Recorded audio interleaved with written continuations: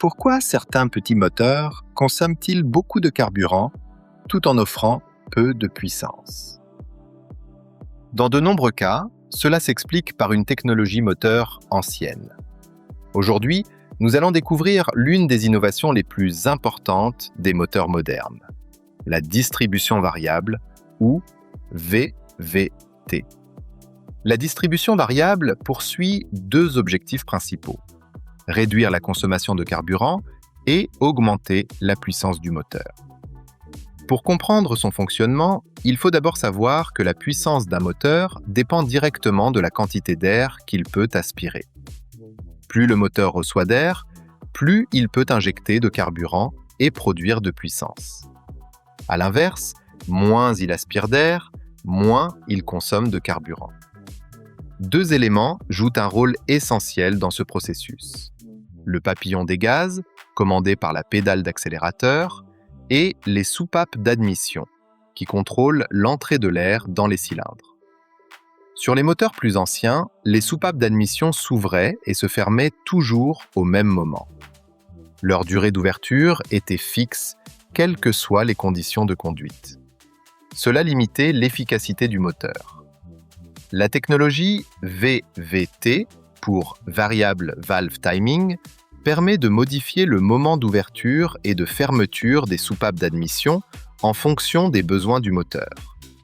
Lorsque vous avez besoin de plus de puissance, par exemple lors d'un dépassement, d'une montée ou d'une forte accélération, les soupapes restent ouvertes plus longtemps.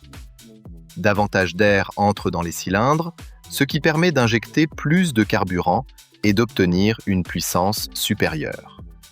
À l'inverse, lorsque vous roulez tranquillement ou à faible charge, les soupapes restent ouvertes moins longtemps.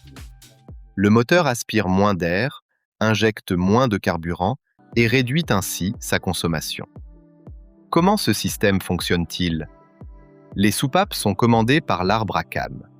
Sur les moteurs traditionnels, l'arbre à cames est relié au vilebrequin par la courroie ou la chaîne de distribution. Leur synchronisation est fixe, ce qui signifie que les soupapes s'ouvrent toujours au même moment. Avec le système VVT, un dispositif spécial appelé variateur de phase est installé sur l'arbre à cames. Ce mécanisme permet de faire tourner légèrement l'arbre à cames en avance ou en retard par rapport au vilebrequin. Ainsi, le calculateur moteur peut adapter en permanence le calage des soupapes selon les conditions de conduite. Résultat, davantage de puissance lorsque le conducteur en a besoin et une meilleure économie de carburant lorsque la demande est faible. Certains moteurs disposent également d'un calage variable sur les soupapes d'échappement.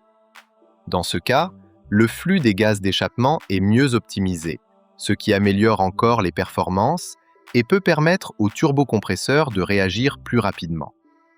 Si le système agit uniquement sur l'admission, il est généralement appelé VVT. Lorsqu'il contrôle à la fois l'admission et l'échappement, on parle souvent de DVVT.